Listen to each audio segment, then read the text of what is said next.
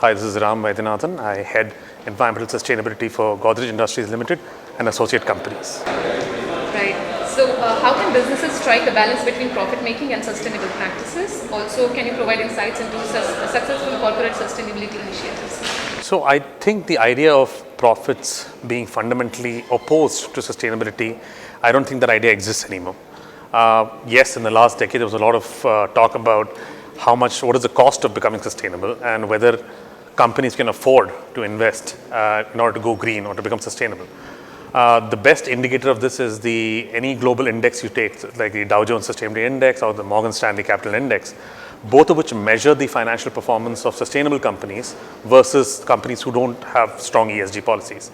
And if you see the trend over the last 10 to 15 years, the financial performance, pure stock price of ESG focused companies is far outperforming that of the other companies. So clearly there is a direct link between being ESG centric and being profitable. So I think some of the low hanging fruit are just very clear. I mean, opportunities in terms of resource efficiencies will automatically lead to cost savings. But even in the longer picture, investors are looking at companies which are strong on sustainability as low risk investments. So I think from a risk perspective, both in the medium as well as short and long term, ESG focused companies are fundamentally better poised to make profits, is what I would say. And the second part of your question was about successful corporate sustainability initiatives. I think there are enough indicators, and there are many being felicitated today itself in this room. A lot of Indian companies are leading the way in this, and I would go as far as to say 80% of our emissions nationally come from a few companies who are doing a lot of very good work in terms of curbing their environmental footprint. But the real challenge lies in their supply chain and the value chains, and that's where the action and the focus really has to shift in the next decade. It's a problem that's easier said than solved, because a lot of these value chain partners are often resource constrained or do not have the adequate know-how of sustainability parameters or how to even go about solving some of these issues. I think that's where both industry as well as government really has to play a role in capacity building. But I'm very optimistic about it, and I think technology will be a great bridge between the companies that are performing well and their value chain, which needs to really step up their game. Excellent. So, my next question is, how can the concept of circular economy be effectively integrated into business models, and what benefits do you see in adopting circular practices? I think from a personal, like Godrej perspective, we've been very successful at adopting circular economy principles, particularly in our agrovet oil palm business. So in the oil palm business, we're able to convert every single aspect of the operations into some form of useful byproduct.